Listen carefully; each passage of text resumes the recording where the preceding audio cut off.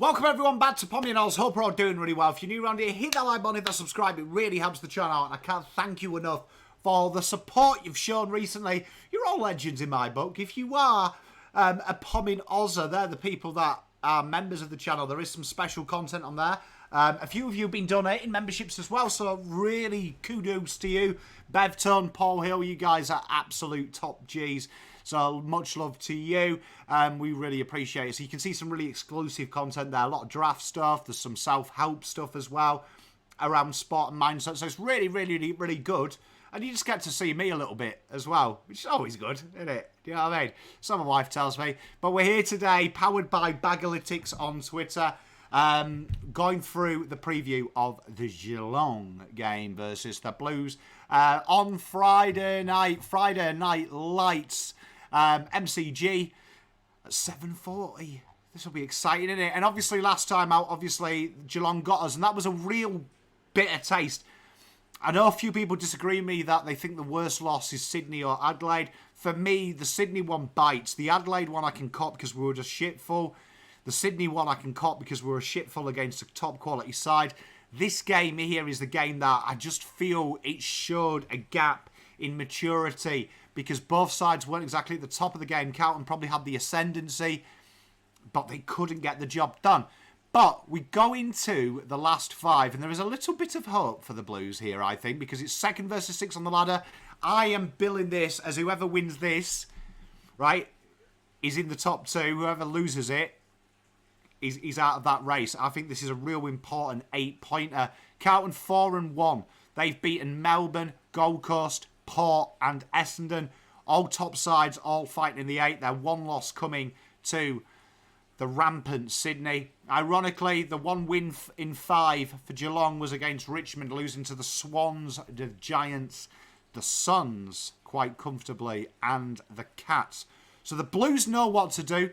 There is always that reputation as well. We can talk about it because it's a hoodoo about the opposite side, that Geelong don't recover from a bye too well. But that's okay. There is some great little data this week that's going to really make us get excited. And I want us to go into the mindset now of the last 12 games, that we really focus on what we do as opposed to what the opposition do. I think that teams now have to start worrying us. Wazze says the ladder doesn't lie. I agree with him. The ladders don't lie. So let's, without any further ado, get into it. And here we are. Stoppage, turnover and defensive scores generation. The most important stats if you are one of the viewers of our Premiership Blueprint.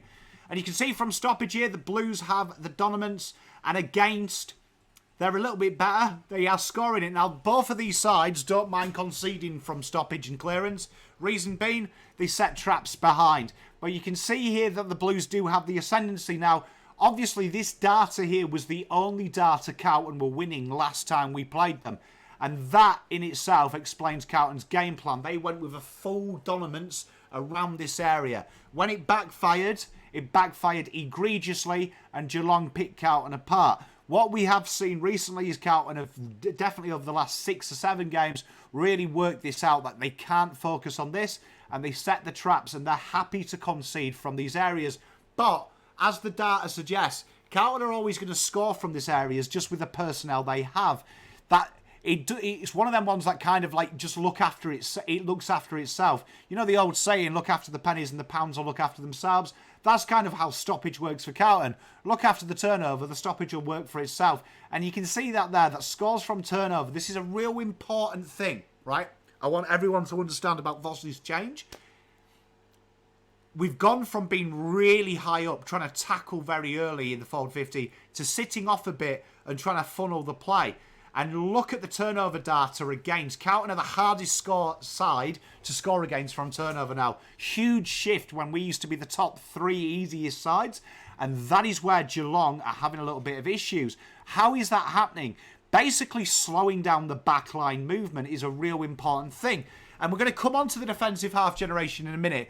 But this is a really key battleground for the Blues here, of knowing what to do. Now, there is a few players that are really imperative to their turnover game, particularly in the back half. One of them is Tom Stewart. He will need seeing to he will need seeing to. And we've seen great success with Willie Rioli in part of how to put a fundamental tag on him. And that fundamental tag is very similar to the Ridley tag that Carlton did against Essendon. It's not tagging him and stopping him, it's taking away his options and making him kick long. Take away them short options, them give and goes where he buys himself space. That is imperative. Both sides score heavily on turnover, 5th and 9th respectively.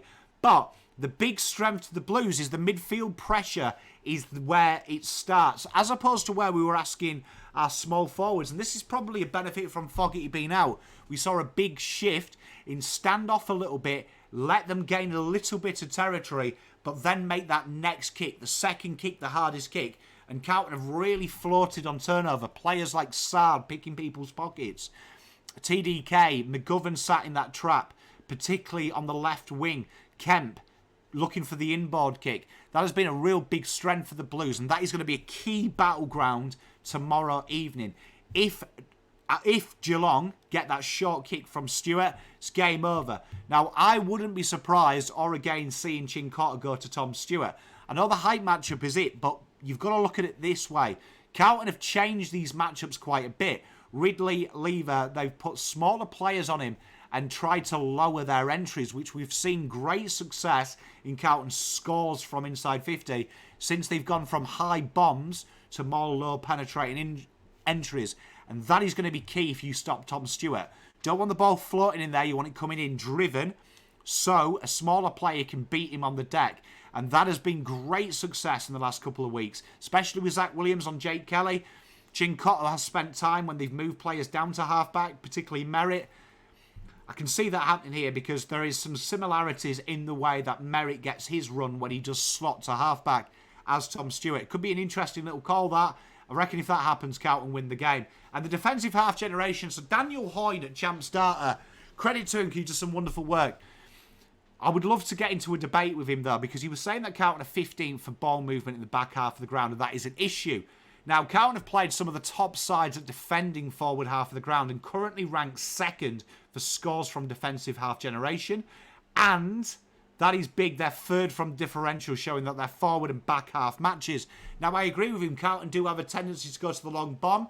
But the big change from this year to last year is that they're one-on-ones as opposed to clustering and Carlton committing 2 men at the fall of the ball and getting caught on defence. Hence, Carlton going from being one of the top 3 easiest sides to score from defensive turnover and the top 5 in defensive half generation against. They're now ranked the hardest side to score from turnover and the 13th, which is really, really positive.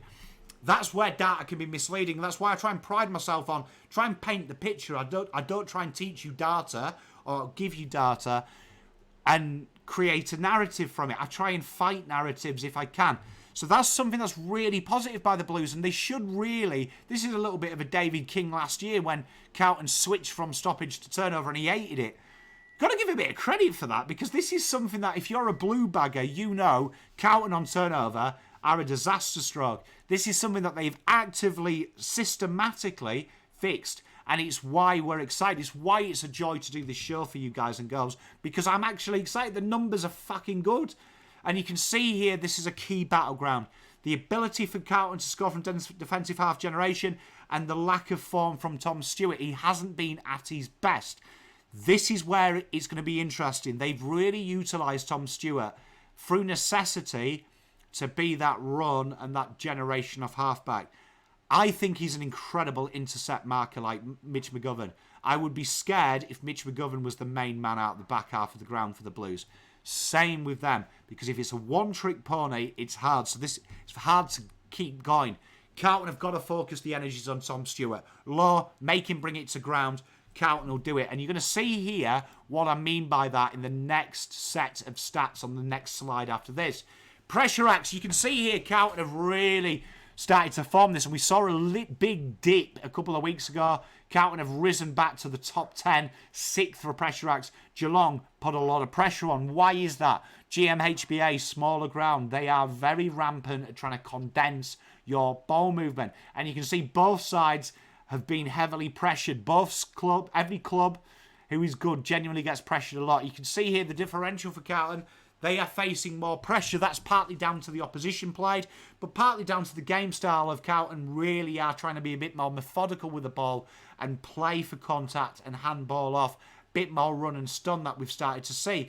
That's why Elijah Hollins is in the midfield at the moment. You're starting to see that. It's not so much about pace, it's about having the ability to take the game on. And the big deficiencies, I think, of players like Kennedy and George Hewitt, when people say they're slow, is they probably don't take that risk enough for my liking, where Elijah does. And you can see the tackles here, 5th best tackling side versus the 6th. Carlton faced the most tackles against, and that's partly because teams have to pressure us.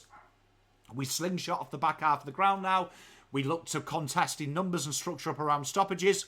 But, all being well, you look at Carlton's change here. The tactical inside, the tackles inside 50.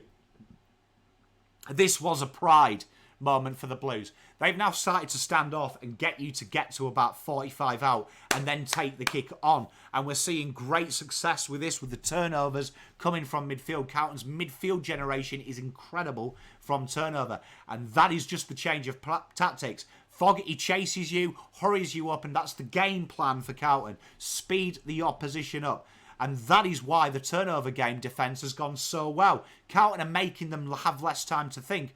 Where before, the tactic with Carlton was kick in, hit a mark, run, get the tackle, and then handball inside. That would take 2 players out of Carlton's defence. Now Carlton are standing off a little bit more, creating the walls and saying you've got to kick it over our heads. And that's what the top sides do. Sydney are the only other side that are astronomically like this, like the Blues. This is a real big key pillar here for Carlton winning this game. They won't be so bothered about the pressure coming our way. We want to be enacting the pressure as much as we can, hurrying Geelong up, making Geelong kick long. And there is a lot of players there that their default status with Geelong, who are an incredibly top team, is boot the ball long. So that's what Carlton have got to focus on. They've got to go in there, hone in, and say, look, we're going to stick to our plan. We're going to go low at half forward, and then if we do turn it up, if it is turned over, we're going to enact that pressure very quickly as a team, and we're going to make them hurry it up. We don't want short handballs, we want a kick. So we're taking short options away, and that's been a key pillar of the Blues. Now, these are the really exciting stats for the Blues, these next 2 slides. So, marks inside 50 rate, as you expect. Now, this is a stat traditionally no one cares about, because this is more makeup. So, these are fairly positive for the Blues, 14 for them. It's very interesting that we've both got incredible key forwards, but we rank mid-tier to low-tier for this. But look at the against. Carlton are one of the hardest marking sides against. Geelong are ranked number 2 at goals conceded from key forwards. Now, this is why I have an inclination Pitternet comes in, to allow Mackay and Curnow to be full-time, full forward, but also allow their midfielders to enact that defence pressure without taking one out of the game to go into rucks, particularly around stoppage. I really do think that this is probably the time. I know people don't like it, but I can see merit. And that would say to me that you've got to jettison a midfielder, probably Kennedy in this scenario, purely because he's kind of playing that half-forward role. So it allows you to be a little bit more ostentatious with your forward selection. And this is a positive here. These are the stats. These next 2 stats are the top teams rank inside the top 6 at all times for these stats. Goals per inside 50 count and a 3rd best percentage and 15th against. Incredibly healthy. Means you're hard to score against. Where you're looking at Geelong, the number 1 side over the last 5 games at conceding goals per inside 50. 9th themselves. This is a real key area here. And a lot of these goals have been shallow entries, which you suspect is by design from their pressure. They want shallow entries for Tom Stewart, but it hasn't quite worked. So Carlton have got to look at this area here. If we can drive them in and get the ball on the deck, we're winning a battle here. And scores per inside 50, 7th versus 11th. And again, Carlton very hard to score against as well. Do you know what I mean? A lot of behinds there, but still, that's a very positive total for the Blues. And these are the exciting ones here. Carlton, the 4th best rebounding side. This is something we've seen massively change with personnel. Carlton are real back into the positive, where you're looking at the worst side in the league at the moment for rebounding out of 50. And you can see here that against, it's quite positive. Carlton, 2nd hardest side to exit rebound 50 versus the 10th side. And that is a big plus there. Again, how important that mid and half forward pressure is here, because the Blues are accustomed to it. They've played top sides in high pressure scenarios and gone 4-1, where similar fixture list for Geelong, but they've only won 1 out of 4. This is a real key telling stat here for how the two systems work at the moment. Against easy opposition versus hard opposition, the Blues have improved. And you look at intercept marks, this is a really interesting stat, because we found over the last 2 years, intercept marks were really important. Then there's been a shift to bringing the ball down and trying to rebound and counter-attack. And that's that big shift from the defensive half generation. That is something the Blues have really mastered this year. We've seen it kind of over the last 2 years where it didn't quite work. But this year, it's a spoil first, get the game going, keep the game free-flowing. We don't want stop-starts, and that's what marks do. Stops and slows you down and allows team to reset. We're really focusing on, like Sydney, rank really high and really low for intercept marks, but really high for spoils. That's the reason. Bring the ball to ground. Team players are out of position. They've committed on their forward transition. We're going to go over the top. We're going to attack very quickly. These are really telling stats. And you can see here that Blues have forced teams with the way they play to mark and slow down. And this is a key component of our game. If we can slow you down, create it harder, and then make you rush the gig, it's a huge win. And you can see here, Carlton are the 7th best side one-on-one versus the 2nd worst. Carlton are going to be looking to target these. This is a really, really big game, ladies and gentlemen. I'm really bullish. I'm excited about this one. These are the reasons that I do these shows and love Carlton so much. You want to be in the big games. This is a real 8-pointer. And looking at the fixture list of both sides, Geelong's is one of the toughest in the run home, where Carlton is more on the easy side. But these are the games. Carlton are used to playing tough games at the moment. They've got to go into this game. And literally, it's not about what Geelong can do. The numbers are telling you it's what Carlton can do. Carlton have got to exercise and bully and impact their brand. And if they do that, they will be coming home Friday night, 11 o'clock, with 4 points and pole position for top 2 position. This is a real big game, and it's a real good litmus test to see what we've learned in these last times since we've both played. Really excited about this game. Geelong are a serious outfit. They've got the maturity, they've got the experience, but the Blues are bullish. We're rugged, we're ready to go. And I can't wait for this one. Peace, love and light. Pom out.